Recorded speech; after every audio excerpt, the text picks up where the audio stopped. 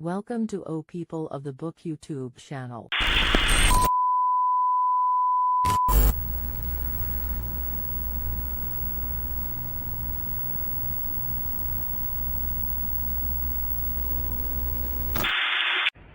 الله أكبر الله أكبر الله أكبر الله أكبر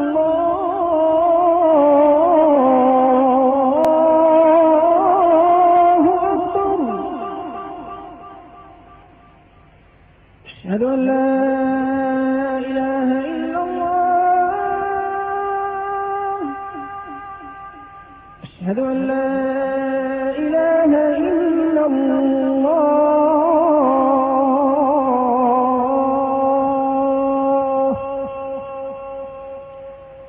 أشهد أن محمدا رسول الله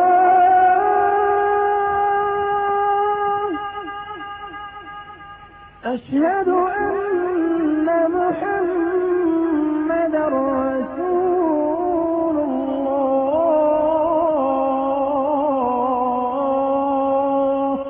Oh, people of the Book YouTube channel.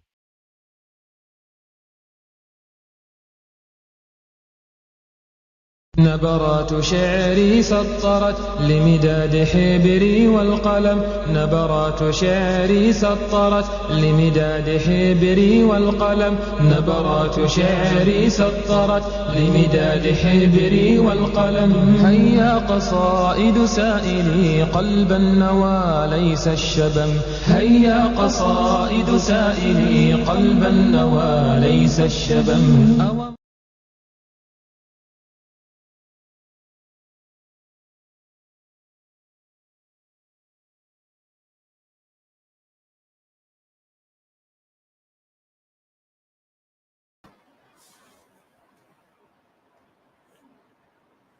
Bismillah, alhamdulillah, salatu wassalamu ala rasulullah, assalamu alaikum wa rahmatullahi wa barakatuh. And please forgive me for the delay. I rescheduled, plus on top of that, I got delayed. Went to visit my daughter and my new grandson. And obviously, I had to reschedule. When I rescheduled, by the time I was going to come back, they said dinner was being served, so I had to stay. So anyway, I hope everything's okay. I hope everyone's doing fine. And our usual Saturday show. We have Brother Muhammad from Cove FM that sent salam. Wa alaikum salam wa rahmatullahi wa barakatuh, brother. And welcome. If you are watching the show, welcome to you. Now, we do have a fun-packed program today as well. And I hope, like I said, I didn't have the time to advertise anywhere like I usually do on other channels and everything. But anyway, let's move on to this. There was a discussion between me and, in a group. I'm kind of like, enrolled in many of these groups. Before I go further, let me just see if I am going out or not, because as usual, I kind of talk and everything, and then I ended up not going out. So let's just see before I carry on any further. Let's just see. Yeah. Let's just see through my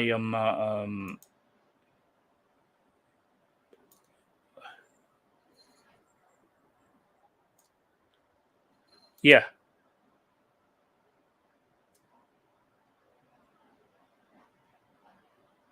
Okay. Right. So am I going? I am going out then. Yeah. So right. Okay. So let's go.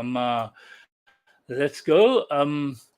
Okay, I'd like to welcome you back. You're watching O People of the Book. You're watching the Saturday show, the Saturday Polygyny show, from monogamy to polygyny. You're watching me on O People of the Book, and you're watching me also on Consider This TV, our network that we're on. We have other channels as well. We have, for example, brother Muhammad Abu Shaib, who's on Coventry FF, Coventry Faith Foundation. Please go on there and give us all support all of us. Give us a subscribe, like and share.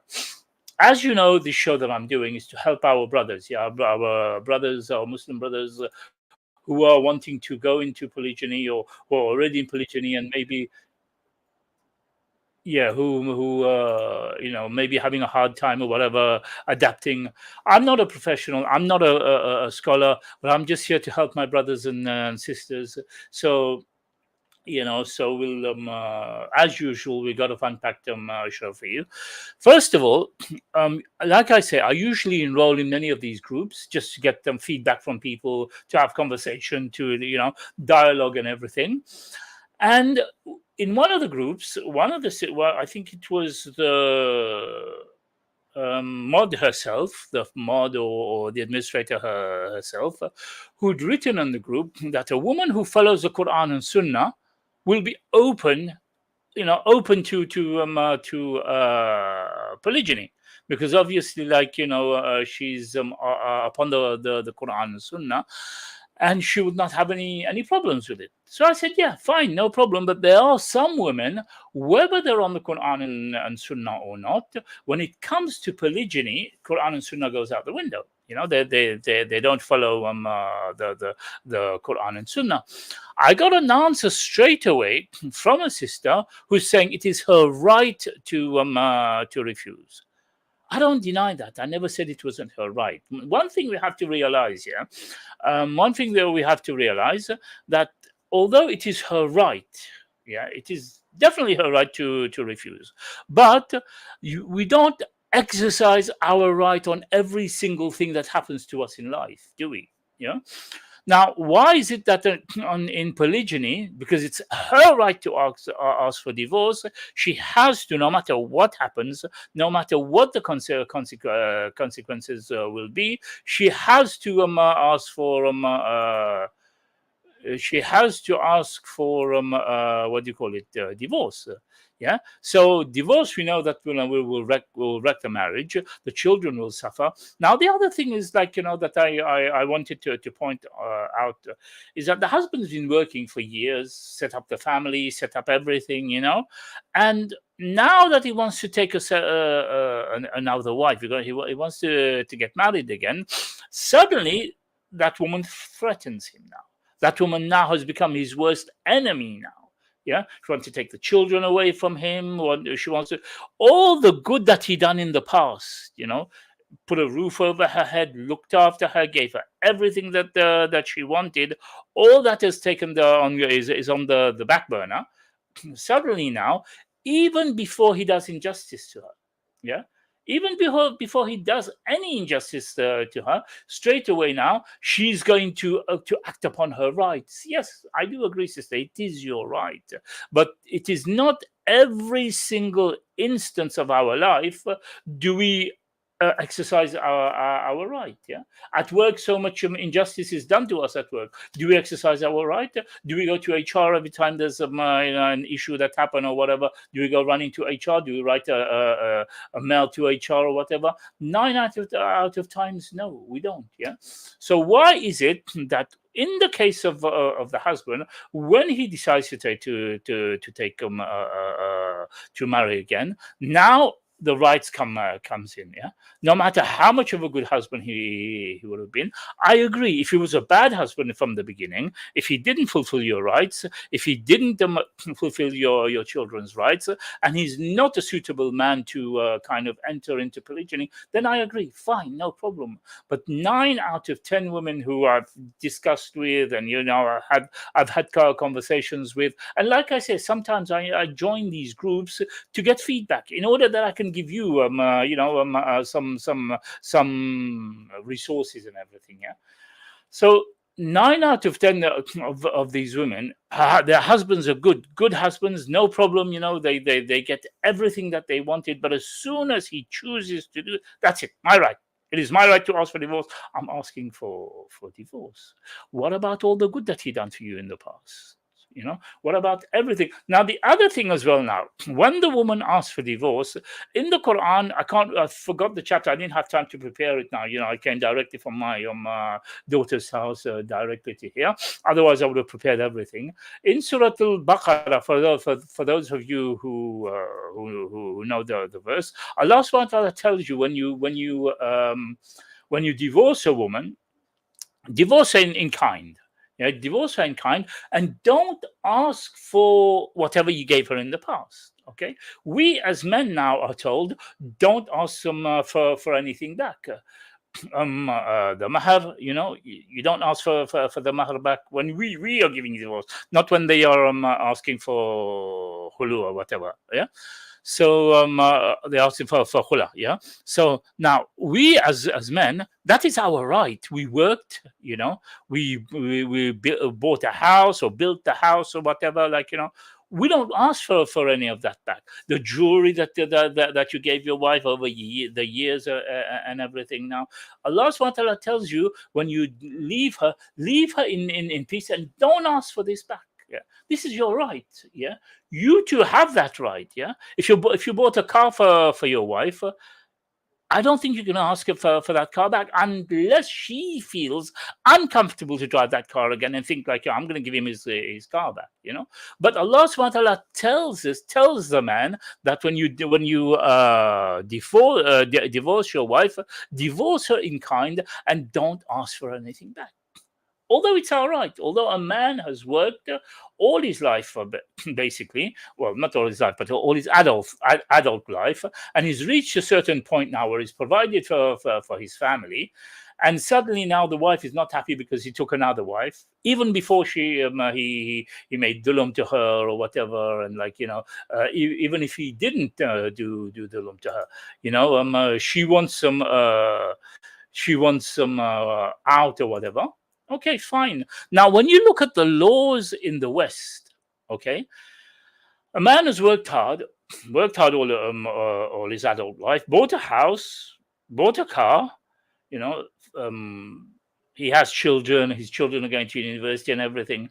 Now, when that woman asks for divorce, that man has to sell the house and give her half of his share. Why? Because she decided to ask for divorce. She could have been patient, although it is your right. Although it is your right, you have full right to ask for divorce. But think of the consequences. Allah subhanahu wa ta'ala on one hand is asking the man, when you divorce your wives, not to take anything back from her. Let her have it. Let her have the mahar. Let her have whatever.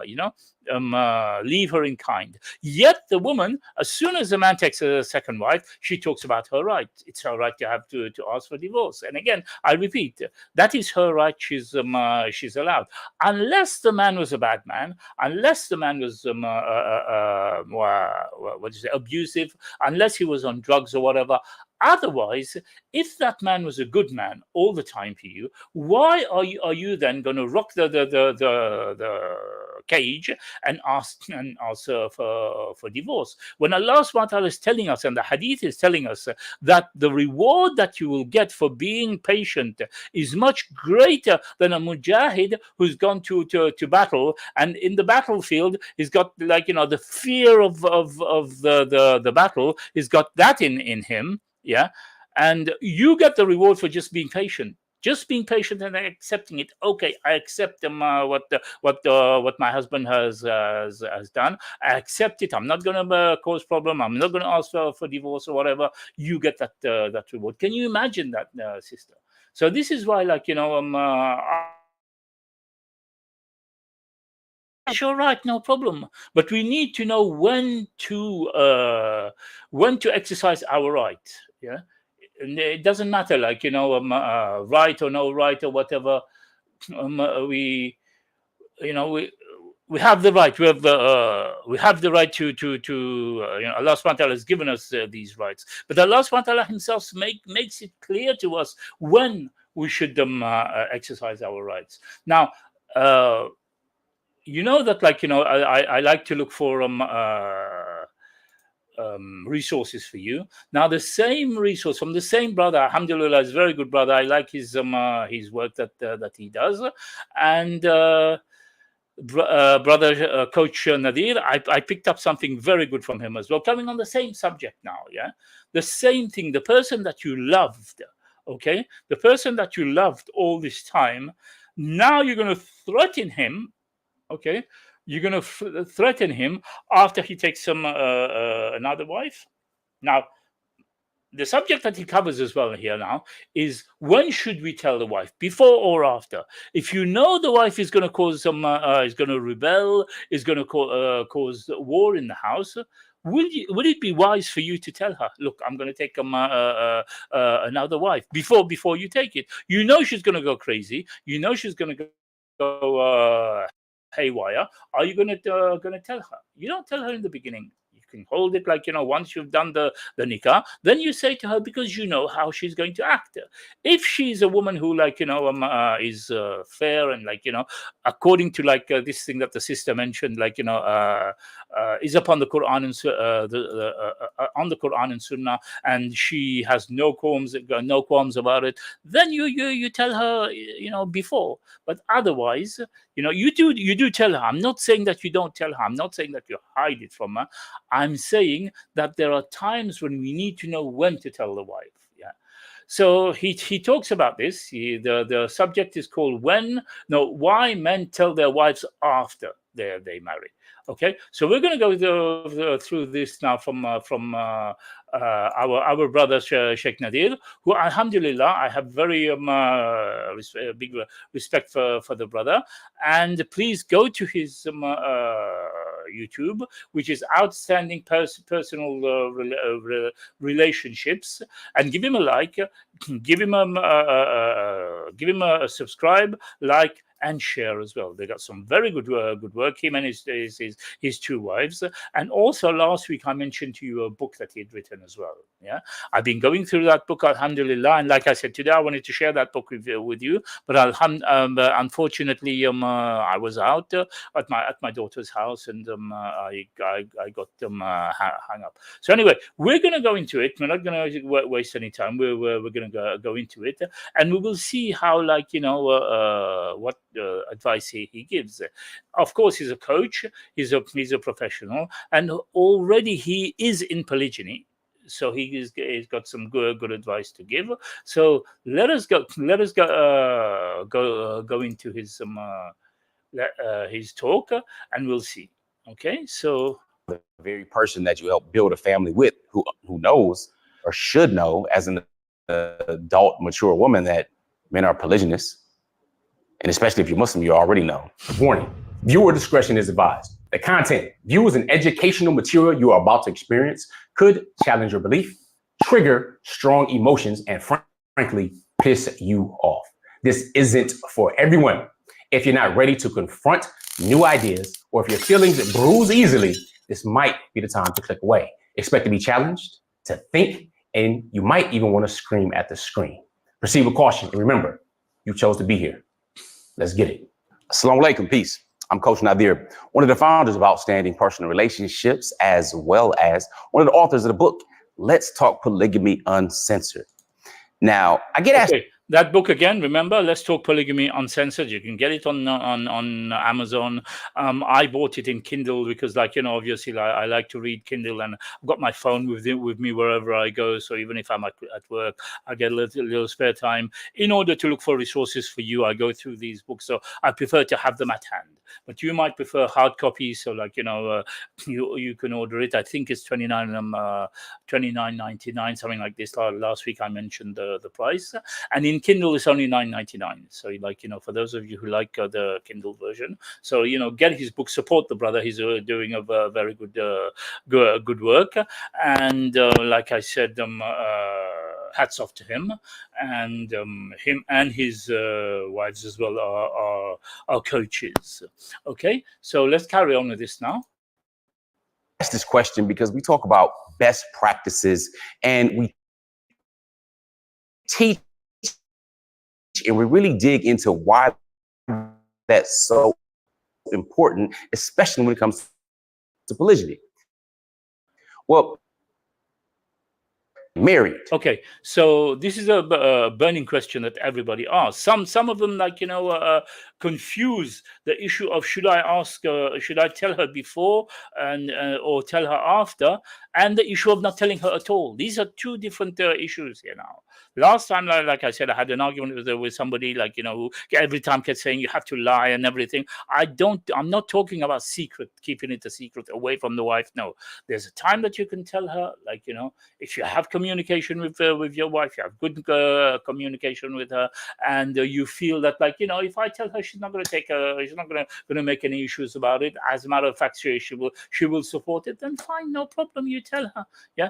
If you find that the wife is going to go crazy, she's going to rebel against you, she's going to ask you for divorce, like we mentioned earlier on, then you know what to do. Anyway, the brother gives you advice here. Okay, now. So let her know before that he intends to get married, or let her know after. This is a very tricky topic. Now, you have an understanding beforehand. All right. Ideally, before even getting married. However, okay, I keep saying that, like, communication is very important. That's one thing that's very important in a marriage. Whatever it's about, whatever it's for, whatever, it's always important. Communication is always important. Sorry, I'm just updating. Okay, right. So yeah, so communication is extremely important, and obviously, like, if you don't have communication, that there is a problem in your marriage. Anyway, many people, especially if it's your first marriage, you just simply want to get married as a man, and you're not even thinking about polygyny. But some are. But if you know that that is your desire prior to, it's always best to always go right there, so far as discussing it and what your desires may or may not be for the future. That doesn't mean you can't grow or change or develop different things, but the main part is communication. That's a very important thing that you mentioned there. That doesn't mean that you cannot grow, you cannot change. It may be that during the years as things went by, you couldn't afford to marry another wife. It could be also that, like, your situation has changed. You suddenly got promoted now. You're making a lot more money. Children have grown older or whatever, and you don't have any university costs. Things change in life. So because of these changes, the way we feel change as well. Yeah. So there has to be communication. Yeah. Okay. So it's very important that there is communication, and there's also, we have to understand that there's always changes happening. Yeah. And connection. Now, here's the reason we suggest doing it before. One is it allows you to be able to communicate and connect without losing trust. Trust is very important. Very, very important to have trust in a marriage. And like I said, if she's already on board, and you know that, like, you will tell her, and she's not going to rebel, she's not going to fight, then the best thing to do is just sit down and say to her, look, there's a sister, like, that I've liked, and I don't want to do zina. I don't want to enter zina. You know very well that, like, I think you wouldn't want me to go into zina as well. So I've decided I'm going to do nikah to this sister. Clear, before you do it. Important. It can take a lifetime to build. And also remember, we spoke about this a couple of weeks ago, even last week. I keep mentioning it as well. You're not asking permission. This is not asking her permission. You don't have to ask her permission. You are the leader. You are the one who takes the decisions. You don't ask her permission, but you let her know. Yeah. And seconds to lose. And if you are in a healthy relationship, you should be able to communicate. If that person is your friend, yeah, we know things may be hard to hear. It may be considered painful or hurtful. But the question we have to ask as men is it harmful? There's a difference between actual harm and hurt. For example, if you want to work out, get in shape. I know how it is working out in shape. At the moment, I'm feeling the pain. I'm feeling the pain of the gym and everything. So I know what he means anyway. You're going to be hurt. Yes. You're going to be hurt for the better. You're going to feel weaker before you feel stronger. That's part of the process. You go through some emotional pain and some nervousness when it comes to learning to drive. You may feel hurt that something didn't go right. You may feel hurt that you didn't pass the test or you didn't get a specific job. But that doesn't mean it was harmful. And it also shows the quality of the current relationship that you're in. So if you're married to someone and you can sign, you having that ability to do so speaks volumes about the relationship and also how you value it. Now, here's the other part, and I'm going to let the women know why some men choose to wait till after. Again, best practices is to do it before to keep that level of trust, which also extends into that level of respect that men desire so much. So, bruh, when I say best practice, I'm dead serious. Most times, it is best to do beforehand. Is it required? No. But this isn't about taking the lower route or the easy path. All right, men tend to, religion, you do it in an honorable way anyway. You're going with the vast majority of people in society, especially in the West. Okay, so if you're going to be dealing with and taking those shots, you need to start at home. So that's what I would strongly suggest. I know that it's better to do that, even though I didn't do that because I had to deal with trust issues and respect issues, so on and so forth. So I'm not just speaking from fear. Now, to what I was saying, letting women know reasons why some men wait until after the fact. One is because they don't feel the wife is approachable to speak on the subject. They don't have good enough relationship to speak openly and honestly. That's one thing that he's right about, but also I don't agree with him 100% because there are some relationships where the man and the woman, they get on very well. He voices to her and everything, but when the time comes to do it, she goes back on her word. It's happened to many people that I know. Yeah, that the wife is on board, no problem, and then suddenly she kind of flips and goes crazy or whatever when the time you've done it. So in that situation, if you have a hunch that she's going to rebel, she's going to fight against you, then it's better not to tell her before you do it. Because there are many women that I've known, I've come across them in discussions and everything. Like I said, I like to put my nose in many groups and everything, and enroll in any groups to get feedback back from people, to have discussions. Sometimes, it helps me in my writings as well, in my books that I write, my articles that I write. So I'm in each and every group basically, yeah.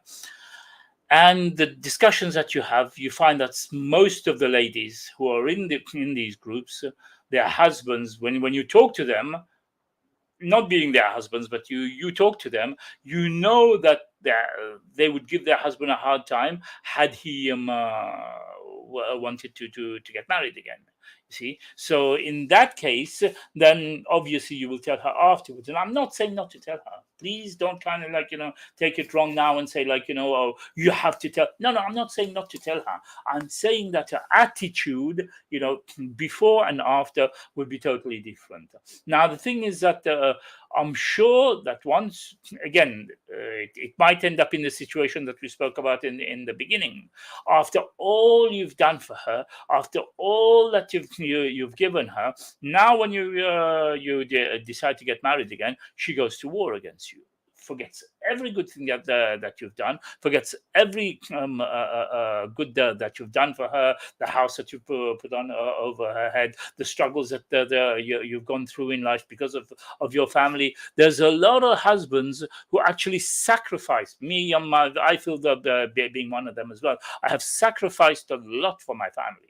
My children, my wife, and everything. I've sacrificed a lot for them. Yeah. Why? Because they come first. They are my priority. Now the same thing happens now, and you tell her before, and she starts rebelling or whatever, forgetting what you've done for her. forgetting all the good that you've done for her, then in that case, then you would have preferred that, like, I should have told her afterwards, and I should have told her after I done it. Then, like, it's too late now. I'm sorry, but, like, think of all the good that I done for you. Think of all the how good I was as a husband. Think of our children, how I've raised them. I've been a good father and everything. Think of all that rather than just think of the part that the man is taking another wife. You see, the woman, when she thinks of it, she thinks only about the issue of the husband taking another wife. She doesn't think about anything else. Her husband's going to sleep with. That's all she thinks about. Sex. Like, he's going to sleep with another woman. No. Would you have rather he done it behind your back? You wouldn't like it if he cheated on you. Okay, you wouldn't have liked that. You would have asked for divorce, and you wouldn't like it if he done it halal as well. So what does he do? Okay, if the husband was going out gambling, was taking riba and feeding his family, if he was stealing, not telling you or whatever, then would you still have the same attitude as him taking another wife, another sister? See, so we have to think about all this. Yeah, we have to think, and this is why there are many men who would rather tell their wives after than tell their wives before. Like I said, if the wife is on board, no problem. She's not going to make any issues or whatever. Then fine, tell her before. Best practices is to tell her before. About things. It's kind of like the joke when a woman asks, how do I look in this dress, or how do I look in his clothes? And she doesn't look the best in the clothes, but you give, a little lie, you look good, baby, and everything's straight. Even though in her mind, she knows how she looks. She doesn't need your opinion, unless she has some type of body dysmorphia or something like that. So, the reality is many don't have a good enough relationship to even speak openly without feeling judged or getting the eyes or the smacking of the lips or the rolling of the neck or this is a problem or somebody throwing a tantrum right away. Unfortunately, many people, and I heard Tony Robbins say this years ago, most people aren't past 5 years old when it comes to their emotional intelligence. When was the last time you took an emotional intelligence class? And the meanings that we assign to things that in circumstances and situations that occur. If you don't know this or haven't had this, then it's quite possible you are at an elementary level of emotional intelligence, men and women. But men don't want to deal with that to begin with, just in general, somebody blowing up, having a tantrum and being hurt. They don't know what to do about that because there's this challenge. You feel like you're in a quagmire or you're caught up because now, as a man, you're polygynous. Women should already know that in general. And if you're Muslim, you should already know it's already. Yeah, this is another thing as well. Being a Muslim sister, you should know automatically. I don't have to keep repeating it every month or whatever, every show or whatever. You know that as a Muslim sister, you know that men are made polygynous. Yeah, Allah subhanahu wa ta'ala created us that way. And obviously, like that sister that she wrote in the group, the post, if a woman is on the Quran and Sunnah, she knows her Quran, she knows the Sunnah, she practices the Quran and Sunnah, she should know about this already, that men are polygynous in nature. Yeah, and there's nothing a man can do about it. That's why before I was raising the issue of, like, when women ask men, why have you taken another wife, and I keep saying that there is no answer to that. The man cannot give you an answer that you want to hear, because his answer will be different, okay, to what you want to hear.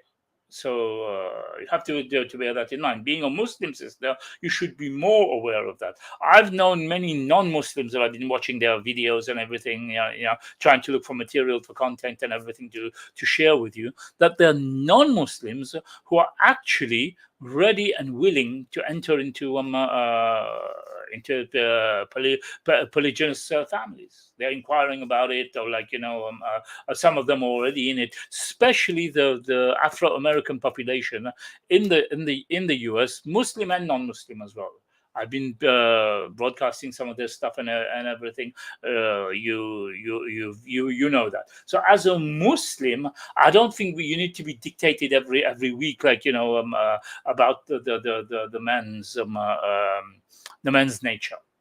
Okay, it's natural for a man to, whether he's a Muslim or not.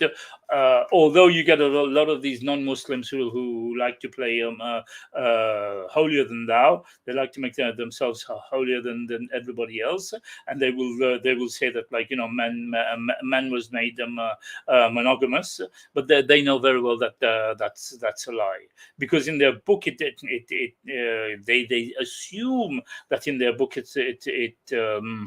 it condemns polygyny, but it doesn't. So they kind of, like, make a big story about it. They would even go to the point of accusing prophets of Allah, sallallahu alayhi salam. The prophets, alayhi salam.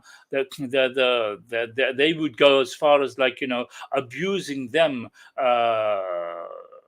Saying that they've done bad things, in order that they try to portray Islam in a bad way. They will accuse them Dawood alayhi salam. They will accuse Sulaiman alayhi salam. They will accuse them Ibrahim alayhi salam, just for the fact that their Jesus didn't come and didn't take any wives or whatever. Like, he didn't even get married. Isa alayhi salam didn't even get married. So how can he now talk about polygyny when he didn't even have one wife? Okay, so they need to actually think about that. Anyway, so let's carry on. I mean, it's well known. You can marry up to 4. I mean, 2, 3, or 4. If not, then 1. Okay. And also this ayah of Quran that, like, sisters tend to kind of, like, have an issue with. If Allah wanted us to be monogamous, only monogamous, then He wouldn't have told us, take marry women of your choice, 2, 3, and 4. He wouldn't have started with 2, 1. Secondly, He wouldn't have mentioned that verse at all. It would told us, like, one wife. Everybody takes one wife and happy, like, everybody live happily ever after. But Allah subhanahu wa ta'ala, in His wisdom, starts that verse with 2, 3, or 4. Marry women of your choice, 2, 3, or 4.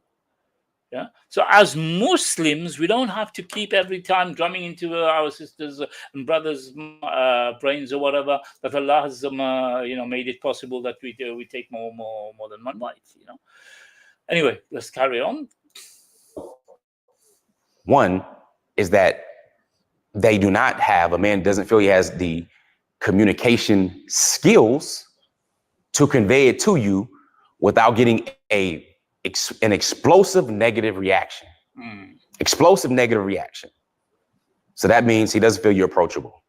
Right. Nor does he feel in his ability. Those are really kind of 2 reasons. What I'm talking about. It's negative reaction.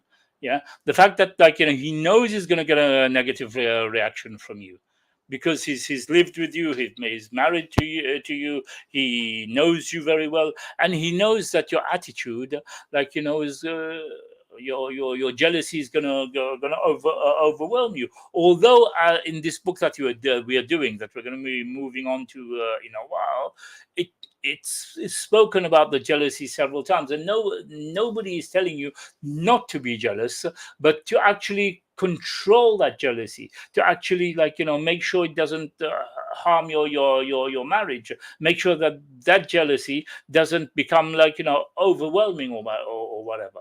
This is what the main thing is. So the man knows that, like, you're going to rebel, so that's why. The other thing is lack of communication. His ability to be able to say it in a way that's not going to have this negative reaction. Yes. 2. Now here's the thing. If number 1 is the problem, you don't have to wait for him to initiate the discussion or conversation. All right. The second reason is a more challenging reason. Not only do they know that it may be an explosive response, but they don't want to hurt their wives' feelings. They know they may be hurt. We're not imbeciles. Right. Yeah, that's the other thing as well, is that, like, your wife, you know how she is. Okay. You know it's going to hurt her feelings if you tell her before. The thing is that it is something that not every man is going to marry a woman because of lust. There are several reasons, although lust is part of it. Allah created us that way. But there are several reasons where a man might take another wife. It could be that there's a sister down the road, very close to the family. She goes to the masjid. You as a wife sees her in the masjid all the time, and you don't realize that this sister is suffering. You don't realize that when Eid comes, she doesn't have a husband. You don't realize that she's probably not working or whatever. For you, because you got your husband, you got everything. You're okay. You have everything is hunky dory.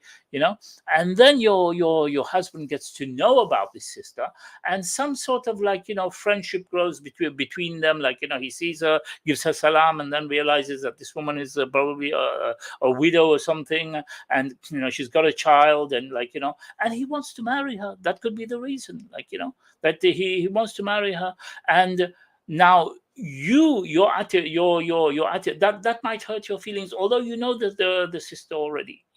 You might know the sister already, you might see her already, but you've never actually put in your mind that, oh, look, this sister is suffering here. Why don't I get my husband to take care of her? No sisters will. Well, very few sisters would think like that. And you remember we did this hadith of the Prophet sallallahu alaihi wasallam, la yu'minu ahadukum hatta yuhibbu akhihi ma yuhibbu nafsi. Okay, so none of you is a proper believer until he wants for himself what he wants for, until he wants for his brother what he wants for himself. And we twisted it onto the sister, that none of you is a proper believer until she wants for her sister what she wants for herself. And you've got everything. You've got a husband. You've got a roof over your head. Your husband's, paying the rent. Your husband's. And I mentioned there are exceptions where the husband doesn't do it. The husband is bad. I'm not talking about the exception here. I'm talking of the generally good man. Okay, the generally good man who's fulfilling his rights, fulfilling your rights as well. Yeah, that type of man I'm talking about. He doesn't even want to hurt your feelings now. That's the other point Coach Nadir is talking about.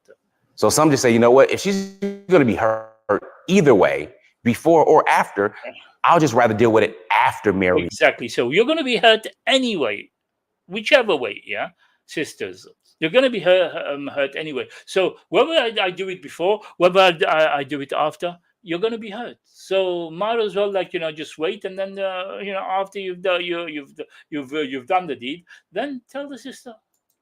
Since it's going to be that anyway, I don't want to have her crying and hurt and this and that and blah blah blah. And I know I'm going to do this anyway. I'm qualified to do it. I can do it. Not doing it to hurt her or make her feel bad. So I might as well just do it and then deal with the fallout later. Again, not necessarily the best route, but it is a reason that men do it. Then, of course, you have that situation where now the threats and the manipulation and the weaponizing comes. This is what I've been talking about, from the beginning, the weaponizing, the threats. Now, the person you love, the person who's loved you from the time you got married to him, he's loved you all the time. I'm not talking of the exceptional cases here where you got married to somebody and he doesn't love you and I'm not talking I'm talking of the general cases where you've got married to somebody and he's always loved you and he's always looked after you, given you things bought things for you, beautiful dresses, jewelry, put a roof over your head, make sure that you are happy, maybe bought you a car or whatever, everything that you needed. This type of person now, you're going to weaponize him. You're going to threaten him or whatever. That's the one I consider evil. Now, a woman isn't generally going to use physical threats against a man because the average man is stronger than the average woman. Just our build is different. Men and women are not the same. However, they may utilize some of their other skills that tend to be higher than men when it comes to emotional manipulation in particular. Things. Okay. You remember a couple of weeks ago, I mentioned that there was an evil book that one woman had written. Not going to mention her name, but she does use a certain part of a woman's anatomy, that is the title of the book, The Power of that part of the woman's anatomy, and that she suggested that women don't need men, we need them, because we want their body, we want we want sex from them or whatever. So this is weaponizing. This is weaponizing, because that according to her, to use it against the man. Get what you want from him, take what you want from him, but don't give him his haq, kind of thing. She doesn't talk about his haq. We believe that is the man's haq, but she's saying that, like, the man needs the woman because of that, and the woman doesn't need the man. This type of thing. So this type of thing a woman doesn't do. A woman in Islam doesn't do, because obviously, like, as a Muslim woman, your husband has loved you, your husband has done everything for you. Yeah. Now it's his turn to look after him. He's looked after you, given you everything you need. You've had it. You've had you've every month that comes, your fridge is full, your kitchen cupboard is full. You just have to pull out the things and cook. He just brings them in, whatever, your meat, your chicken, your whatever, everything is there. You don't have to worry about it. Eid comes, like, you've got your clothes, you've got everything, like, the children's got their clothes, everything. You got your car that, like, if you're working, you got your car that you go to work in. Or even if you're not working, maybe you've got an extra car that you can go to the gym, or you can go and take your Arabic lessons or whatever. Everything has been given to you. Yet you as a sister now will weaponize whatever, because this brother took another wife. So this is what we are talking about now. Yeah, the manipulation. It's like threatening to take the kids and leave and do this and that and all this type of stuff, where a man has built his family, he's put them first, he's worked for them and everything else, and then to be threatened by the very person that you help build a family with, who knows or should know as an adult, mature woman, that men are polygynous. And especially if you're Muslim, you already know. Again, these are some reasons men do it and then notify later. You may ask on the third one, well, how does that help? Well, listen, the man is saying, look, she doesn't, she's gonna threaten to take the kids and stuff like that. She really doesn't understand. So I'm gonna go ahead and get married. And if she wants to threaten to do that, she's either gonna have to do it, or I'm going to call her bluff. Sadly, to be in that type of situation with someone that you love, that you work with, that you marry and so on, to come to that position is not only not the best, it's very tricky and dangerous. Yeah, it's very sad as well that to come to this situation now. A woman who you've loved, the woman who you've given your heart to, you've looked after her. You're not doing anything wrong here. You're not taking when you're getting married. This is the problem, that a lot of women confound polygyny to a taboo, something bad that you've done. Look at your father, what he's doing. He's gone and taken another wife. Pick up the phone and call her auntie, her uncle, or whatever. Look at what he's done. He's gone and taken her, as if you've gone and broken into a bank, as if you've kind of brought riba into the house and fed her, which she wouldn't make too much of a fuss if you did, I assume. But the fact that same woman that you've loved now decides to turn against you completely. You've become public enemy number one now. She'll take the children and go. And the other thing is, like I mentioned earlier on, in the West, you will have to sell your house and give her half. Yeah, she will also manipulate the law. She will also use the law against you, that you don't get to see your kids. You don't get to see your kids. You will still have to pay. She will run after you to pay child support. She's the one who asked for divorce. She's the one who broke the marriage in the first place. But then she'll make sure that you pay child support, and she'll make sure that you don't see your children. So these types of things, sisters, have to be very careful about, because Allah SWT has already told them. Allah SWT has already warned us that if Allah and His Prophet has decreed something, who are we to have an opinion? Now, the thing is that, like I said, I keep repeating every time, you might not like it. It might be hurtful. You feel you feel hurt about it. But you need to know how to control that feeling. You need to know how to control that jealousy. I'd like to remind you that you're watching O People of the Book and our usual Saturday show. Today I started a bit late because I went to my daughter's house and got caught up there. I went to see my grandson, 2 weeks older grandson. So I want to spend some time with him, and I had to reschedule the show and then got held up again at dinner time. So anyway, I'd like to remind you that you're watching O People of the Book, and that also we are broadcasting on we are broadcasting on what do you call it? Consider this TV. It keeps when I want to say consider this TV. I think because for a long time I haven't been on consider this TV. I have to think again, and then it comes to my mind. I have to get the habit again of mentioning consider this TV network where we have a lot of channels on there, and I think new channels have come in. I don't know. I haven't heard from Brother Kenny for a long time. I need to team up with Brother Kenny again. And so you go to our channels and you subscribe, like, and share, and like what I say, I keep saying, this is educational. This is educational to help our brothers and sisters who are in polygyny or who want to go into polygyny or who want to learn about polygyny. They don't want to go into it, or they don't have, but they want to have knowledge about it. This is the reason why I'm sharing all this with you and sharing all the resources, and I hope that you benefit from it. For those of you who haven't, if you go from the beginning of the playlist and you come down, I think this is number 18 now. Okay, you can sit down and 1 hour. This is a dars basically. You're sitting down in a dars,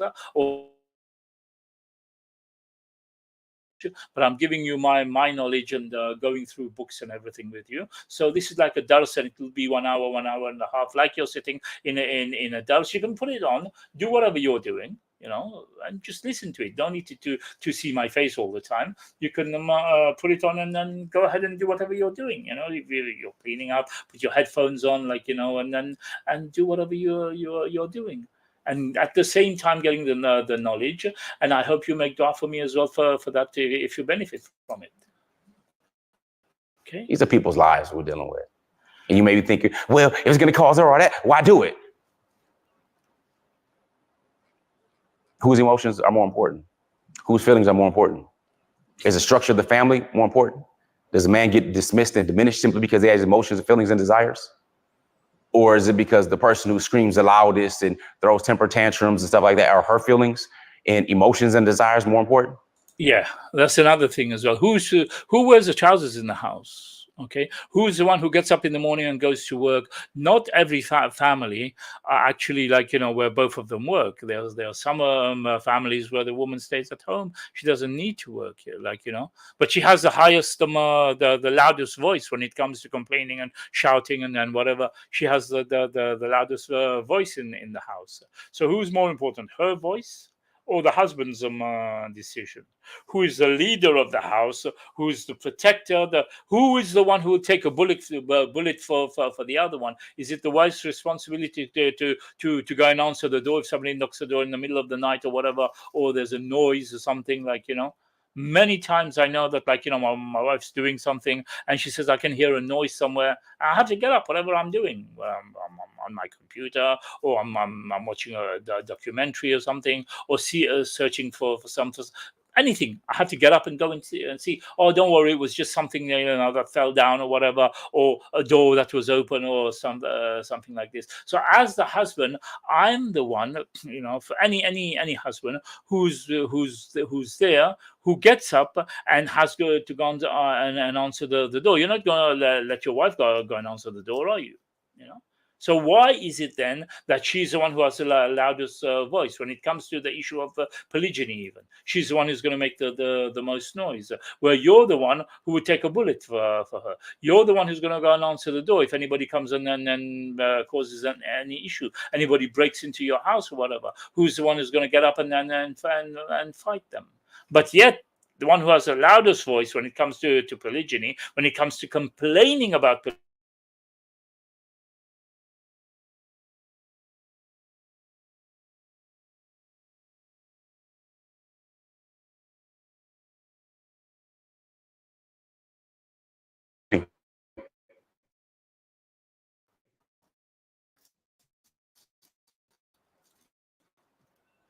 So that's a form of emotion. Now, we the conversation before, which means you have to be in a proportion to your mouth. All right, listen twice as much as you speak. Control your emotions, be self-aware, and be able to articulate in a loving manner and understanding, even if you're hurting or experiencing pain, that doesn't mean that it equates harm.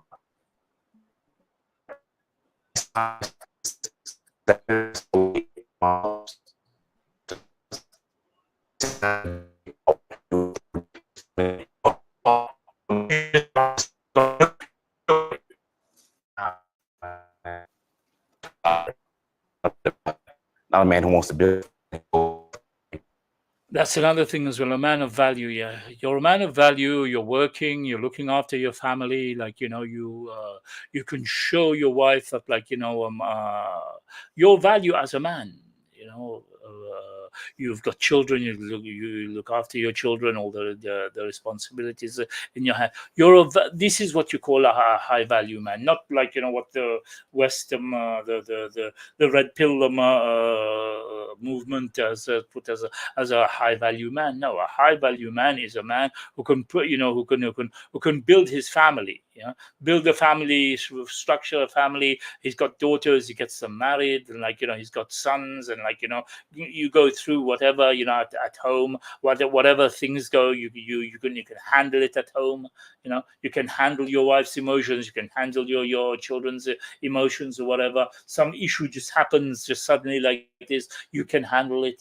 That's a high value man.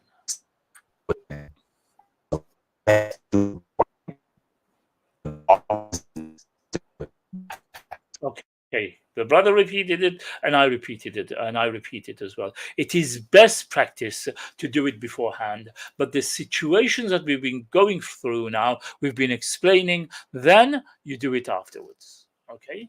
We're not saying that, don't do it. Like a lot of brothers, when I say something, they hear something different, and then something different comes out of their mouth. But you have to lie to her.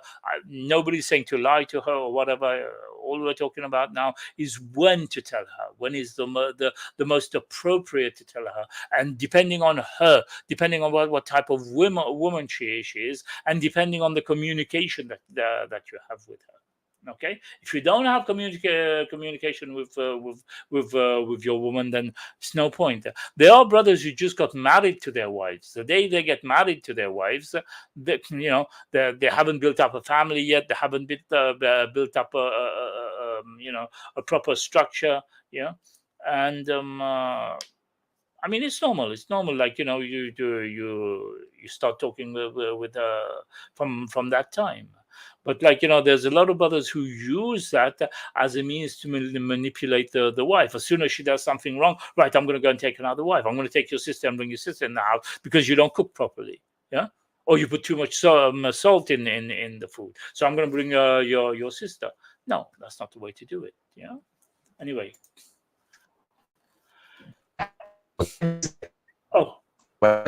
I just have to clarify something. I said I'll bring your sister. I didn't mean that you're going to get married to her sister. No, I mean a sister wife. I meant a co-wife. You're not allowed to marry a woman's sister while she's still alive. If she dies and you want to take her sister to look after your children, maybe your children are close to their auntie or whatever, and you want to take them, but that's not what I mean. I didn't mean you go and get her sister and then bring her there. No, I meant a co-wife. A sister wife, yeah.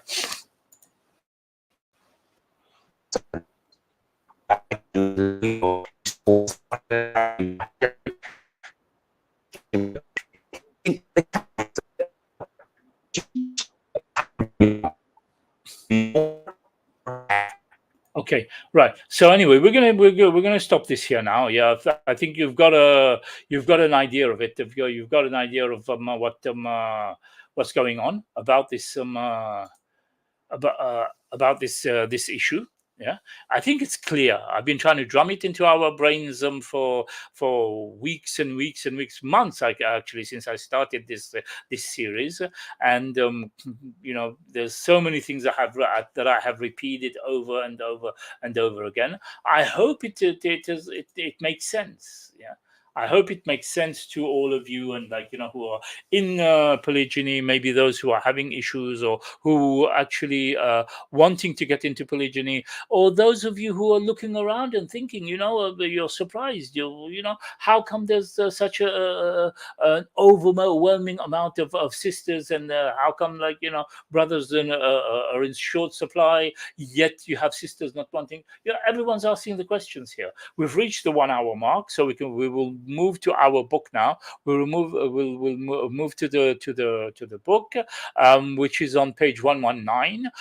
We're doing from monogamy to polygyny, a way through. Okay, a way through insights and survivals. Page 119.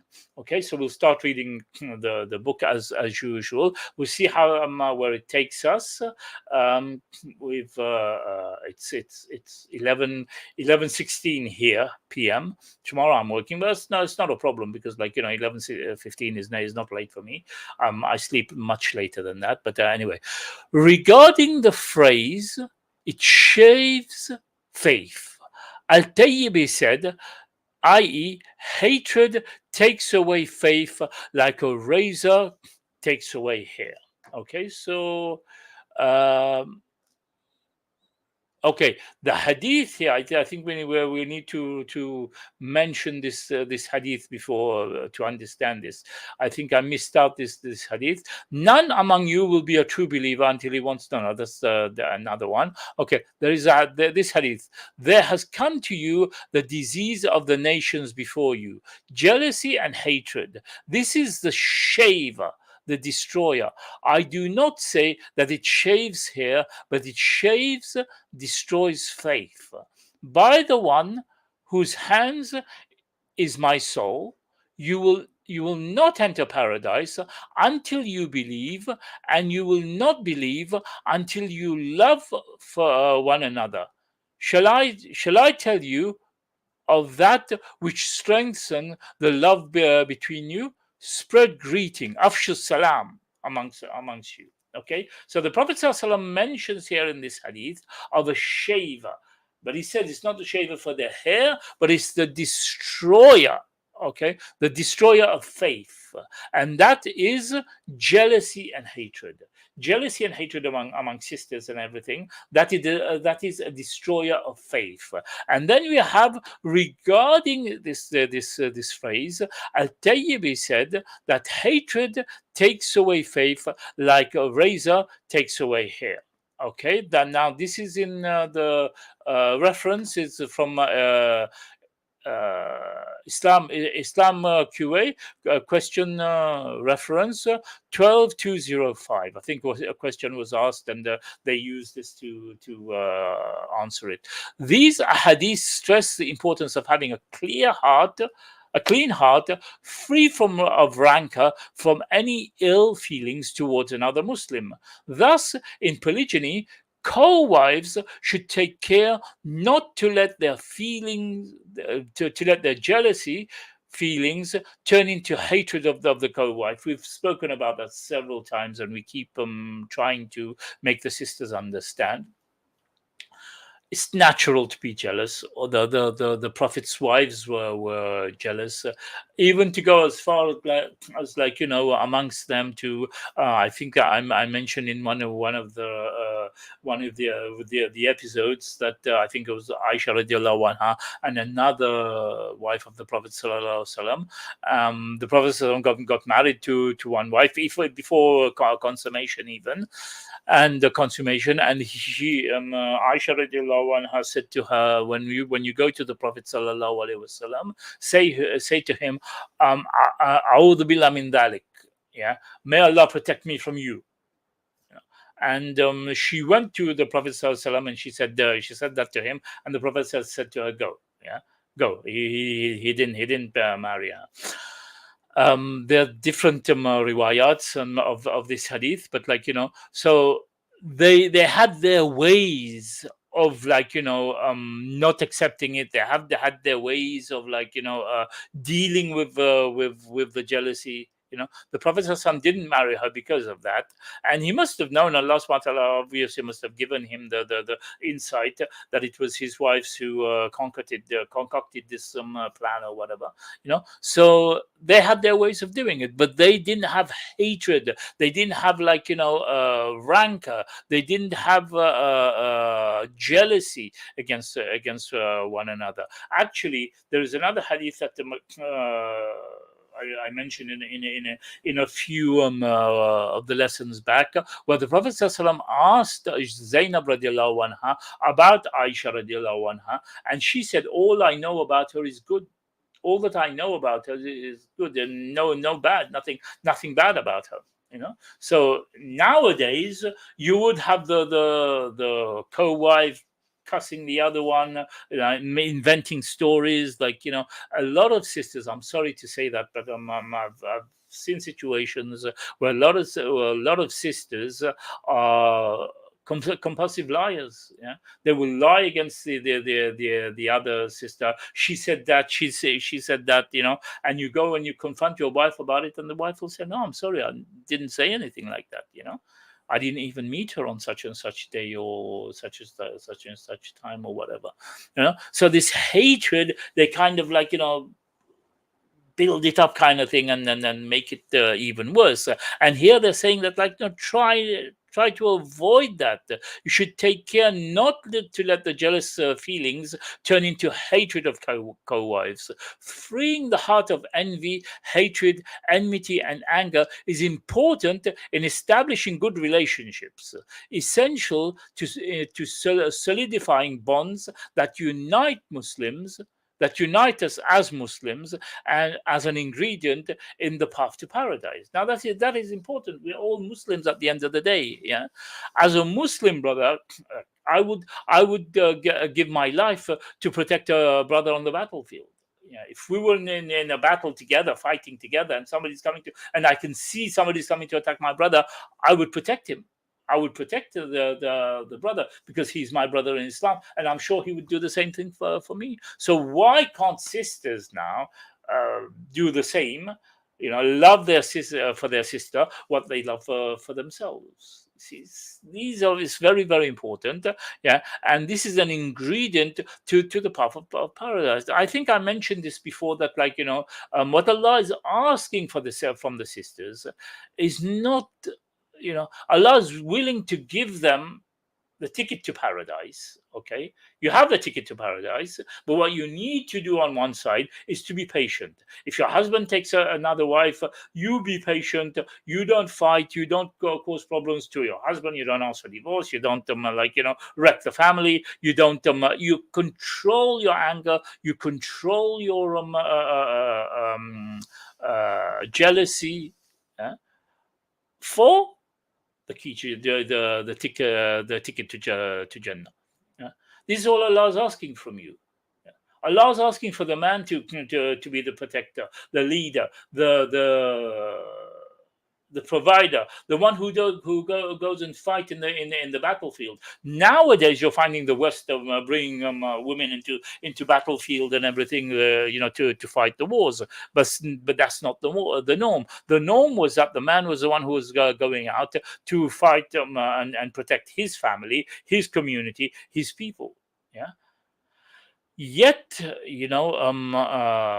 sister have it that they only have to abide by that. That's all they have to do. Abide by what Allah subhanahu wa ta'ala tells them to do. Abide by the Quran and Sunnah. I started this off with them, the sisters who follow the Quran and Sunnah. They should be the ones who will be more receptive to polygyny. But then again, you have many who don't. Anyway, practical ways to relieve oneself of negative emotions or jealous temperament comes from the advice of Sheikh Saleh al-Munajjid, who writes, make dua, supplication to Allah, and ask Him to rid you of this problem. The Prophet ﷺ used to say in dua, Wahdi qalbi waslul sakhimata sadri. Guide my heart and remove ill will from my breast. Yeah. So Allah subhanahu the Prophet sallallahu alaihi wasallam used to make dua to Allah for him, not for his wife, for him to guide his heart and remove all ill from his breast. These are dua that the sisters have been recommended to read, that Allah takes all this hatred, all this what's the name from the hearts. So it's a very important dua that maybe you should learn it. That Allah ask Allah to guide your heart and to remove all ill from your breasts. The phrase guide my heart means to the straight path, and remove ill will from my breast means take away. One second, next page. Take away all insincerity and rancor and hatred. Okay, that was point number one here. Point number two, pondering the meanings of the Quran and reading it frequently, especially the verses which speak about hasad. Okay, the verses that speak about destructive jealousy. Reading the Quran brings one a great deal of hasanat, reward for good deeds. Allah says, "Verily, the good deeds remove the evil deeds." Okay, so this is Surah Hud, verse 14. So last one, so the Prophet says, the writer here mentions that the second way to handle this is to read the Quran, read these verses, especially these verses that mention about hasad and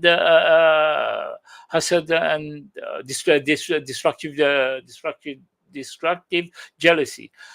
Number three, read the seerah of the Prophet sallallahu alaihi wasallam, how he kept away from hasad and how he loved good for others, even his enemies.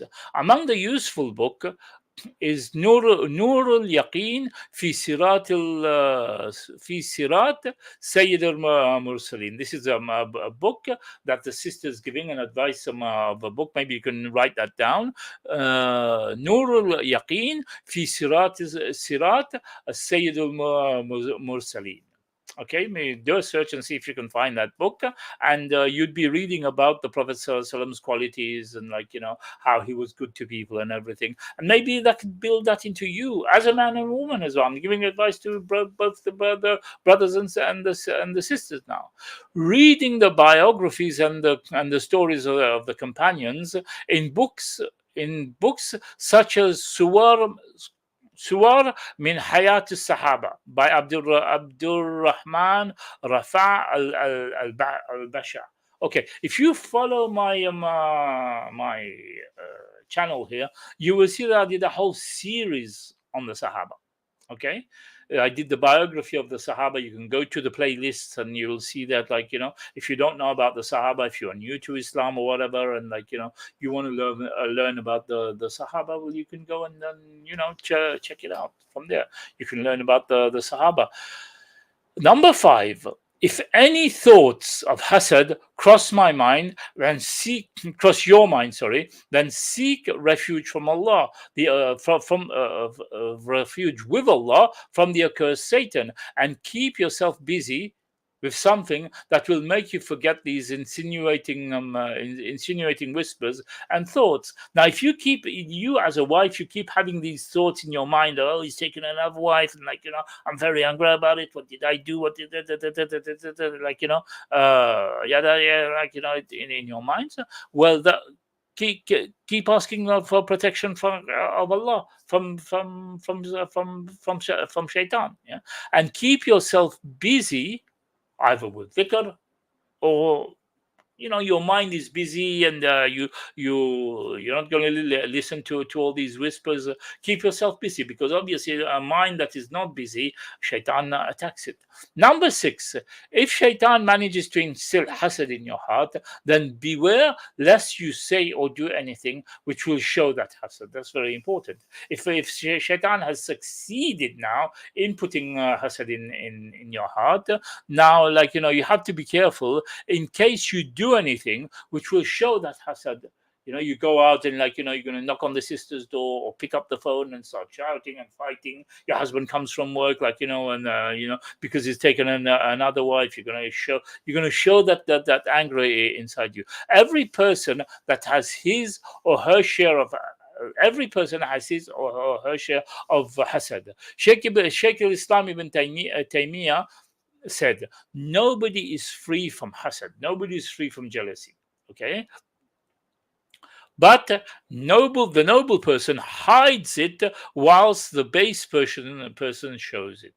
So you have that jealousy in you. The noble person, the wise person, the person who's got the hikmah, will hide it, will not show everybody, will hold it back, like we keep advising the brothers, the sisters, basically to to control their jealousy. This are for the noble people, and those who are, the base person, the person who's got no hikmah, no knowledge or whatever, will end up showing it and do things that they don't need to.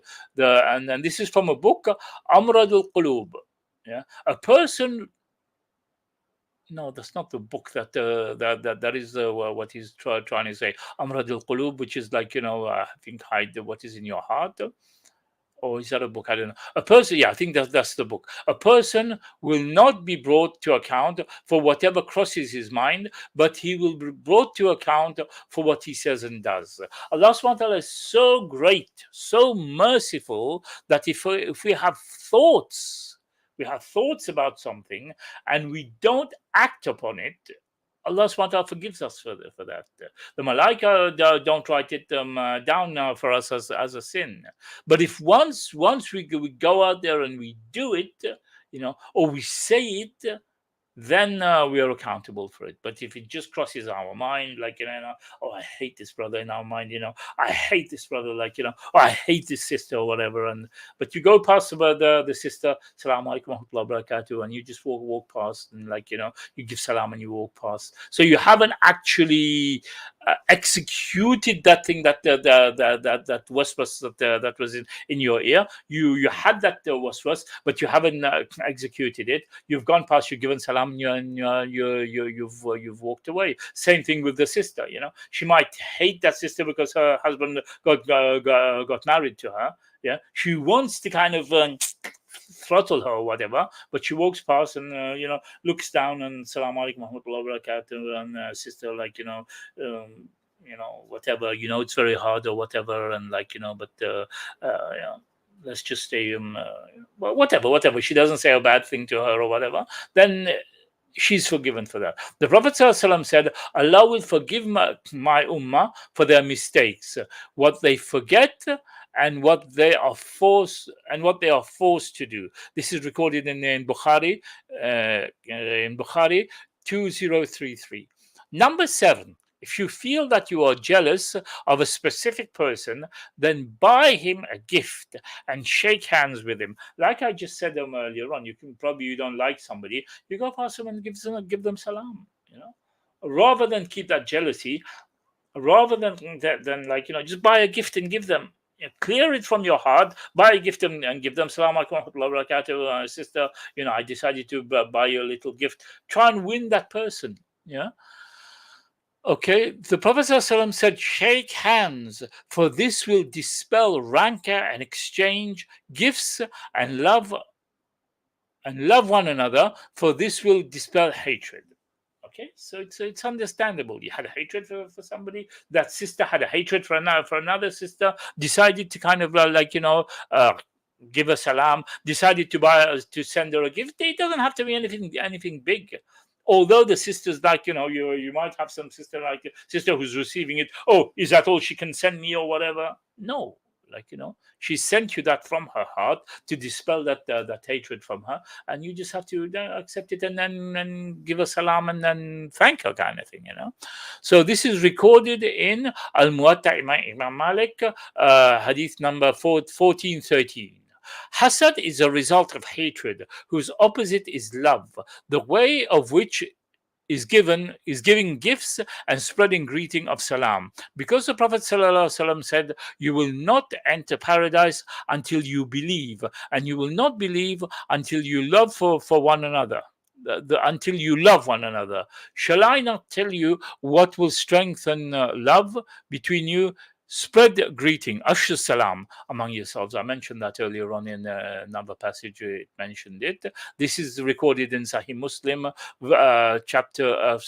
Hadith 81. Sheikh al-Islam, Sheikh Ibn Taymiyyah, in his book Amrud al-Qulub, I was right. That is his book that he mentions it. The disease of the heart. Whoever finds in himself any hasad towards another has to try to neutralize it by means of taqwa, piety, consciousness of Allah, and sabr. Now, when someone's fasting, I don't think somebody will have hatred in his heart for somebody while you're fasting. So maybe fasting is a means for you to dispel that hatred, to dispel that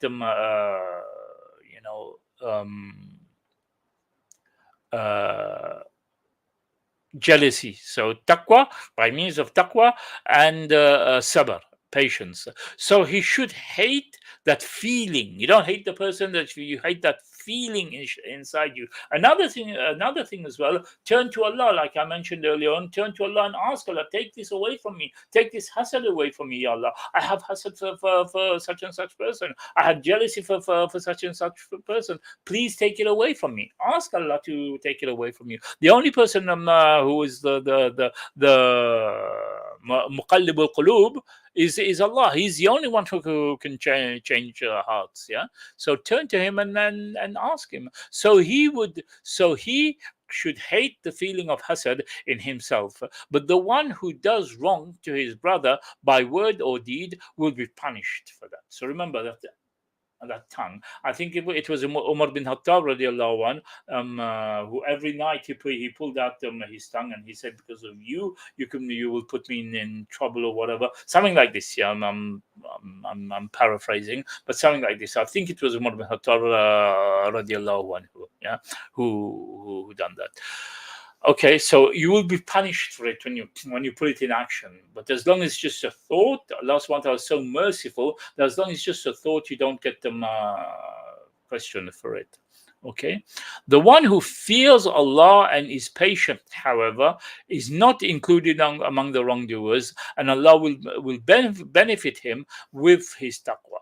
Him or her or whatever. This is talking about sisters here, so it would be her. Yeah. So the fact that you have this jealousy in you, but you fear Allah and you fear the consequences, and you are patient. Yeah. Allah subhanahu wa ta'ala will not include you among the wrongdoers. Okay, and He will give you benefit and nothing include you among the wrongdoers. We're at 122 at the moment, so I'll just carry on and do a couple more pages, and maybe we'll go a little bit longer today. It's 11:38 here, but it's not a problem for me. Right. So yeah, similar to confidence, dealing with jealousy is. Similar to confidence, dealing with jealousy is, for a large part, a mental exercise. Controlling negative thoughts that come to mind and mentally getting rid of those thoughts is essentially what need to happen. When negative thoughts are controlled, then jealous outbursts are likewise averted. This may sound funny, but doing this takes a lot of talking to oneself. This includes such things as reminding oneself. When we say talking to oneself. It doesn't mean that loudly you're talking, I should do this now. In your mind, you're talking to yourself now, this is wrong what you're doing. You shouldn't do that. In your mind, you're saying, your thoughts. Maybe you're thinking aloud as well, this is wrong to have this jealousy in my mind or whatever. Let me work on it.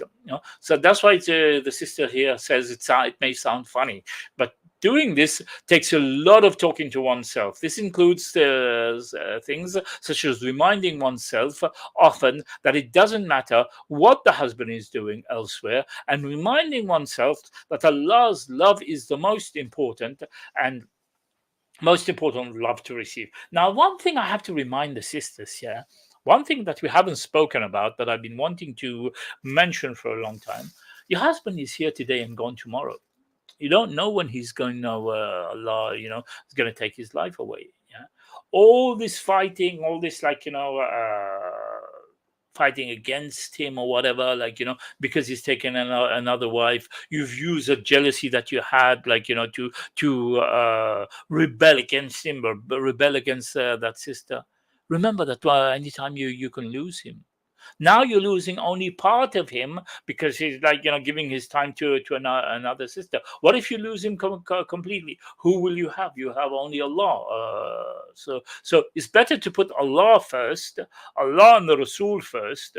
Okay, what they say, what they teach, what you have to follow, and then put your husband underneath that, because that's the way it should go. Allah first, Rasul first, and then you put your husband, because your husband, you can lose him anytime, and the same thing, the husband can lose the wife anytime. So if the husband's done something, and because of that you're going to rebel, you're going to fight, you're going to do this, you're going to do that, you can lose him the next day. Not because he done what you are not happy about, but if his time has come and Allah subhanahu wa ta'ala has written that he's going to die at a certain time. All this,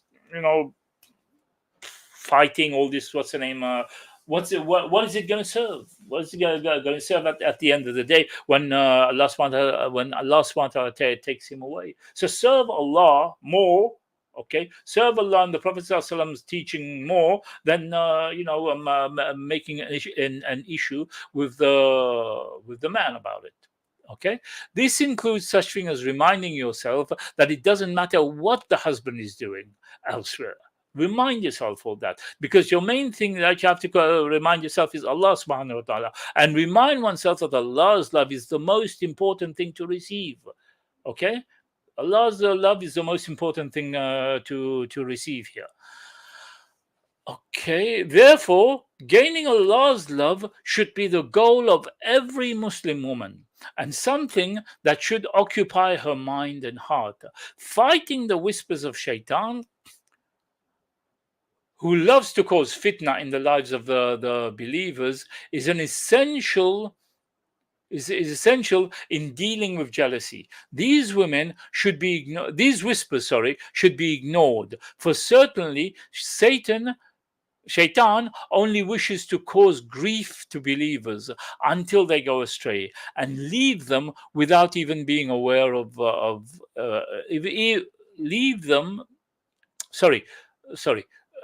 again. For certainly, Shaitan only wishes to cause grief to the believers until they go astray and leave Islam without being aware of that. Allah says, surely, Bismillah ar-Rahman ar-Rahim, surely Shaitan is an enemy to you. So take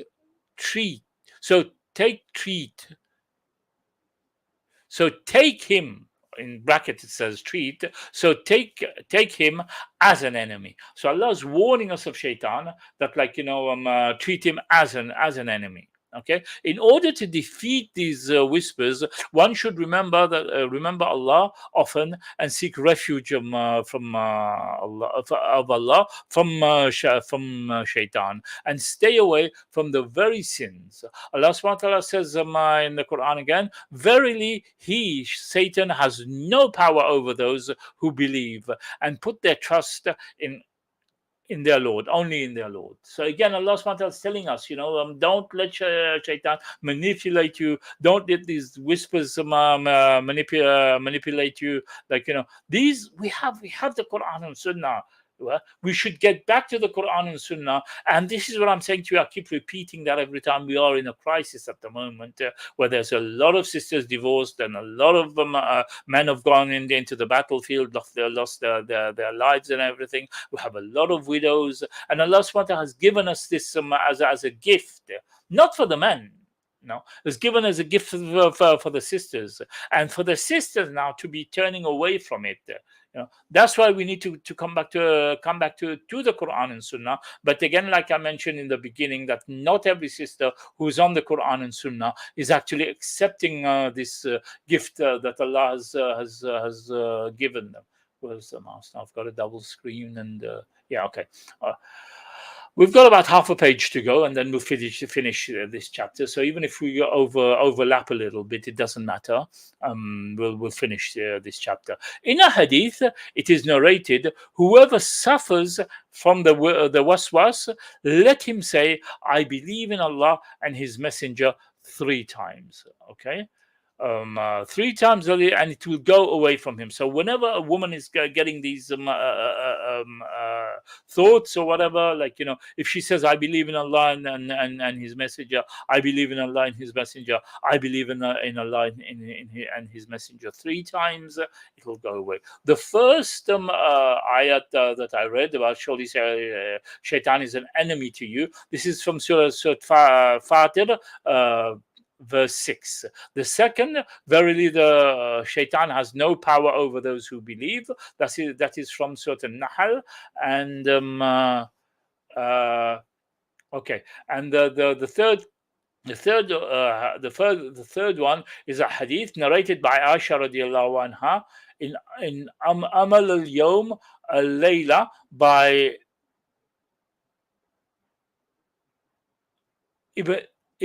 Ibn as-Sunni. Okay, right. We've got just not even half a page, a quarter of about 4 paragraphs on this one, and we'll finish it. Yeah. Thus, in trying to understand jealousy and learning how to deal with it, we can find in the example and teachings of the Prophet ﷺ methods to help control jealousy. The prophetic guidance is the best guidance when it comes to dealing with emotions. Making dua, see Appendix B for making duas, and striving to attain the desired temperament, controlling outbursts with patience, trying to find benefit in jealous feelings, and remembering Allah are the things that can help with jealousy. A woman shouldn't get down about her jealous nature, because this is the way that Allah has created her. Okay, I keep reminding that Allah has created the man differently, has created the woman differently, and jealousy is part of the woman's nature. So we cannot tell them not to get jealous, but what we can tell them is to control that jealousy, to control that feeling. Okay, and she should be satisfied with that. And indeed, jealousy is something that even the best of women of this nation had. The Prophet's wives, obviously, like the Prophet's wives had jealousy, but they knew how to control it. Okay, so next week inshallah, we're going to do page 124, the importance of sabr, the importance of patience. This is very, very important here now, because we will see how patience is important. I keep mentioning every time that the sister has to be patient. The sister has to be patient no matter what happens, rather than break up the family, rather than break up the what's her name? Because remember, your husband has strived so hard to build this family, and now just because he hasn't even done. Sometimes what happens is he hasn't even done the action, and the fighting will start and whatever. The man has just had to utter it, or a group of friends are talking and they utter it and whatever, and that's it. It triggers the jealousy and the lack of patience and everything. So we'll talk about the patience afterwards. Yeah. If there is any questions, if there is anybody out there who are watching, if you're not watching today, you're watching tomorrow, you watch some other time, like, if there are any questions, just put it in the comments and we can tackle it. I mean, I'm not a scholar, but I can at least, like, find out, or like, I'm a student of knowledge, so, like, I can find out and answer you. Otherwise, like, we'll end here, and then next week we'll start on page 124. Let me get this mouse back here again now. Where is it? Yeah. So where is it?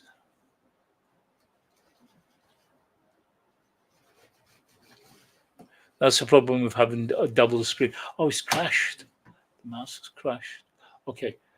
Mouse is not okay. Fine. This is the problem of having no. It's not the double screen. I think it's the battery in the mouse. So I'll have to change my battery. Anyway, so yeah. So we'll end here. We'll end here, inshallah, and next week we'll carry on. And please subscribe, like, and share, and go through the different lessons, yeah, the durus that are there, and inshallah it will be beneficial to you. If there's anything that I've said that is wrong, it's from me, and may Allah forgive me. And anything good that you got from there is from Allah. And please make dua that Allah gives me more knowledge, that Allah gives me more patience, that Allah gives me more closeness to Him, and also that I can go out and find these resources and bring to you. Yeah, and I hope you have benefited from it. So inshallah we'll see you next week. Subhanakallahumma wa bihamdika ashhadu an la ilaha illa astaghfiruka wa atubu ilayk.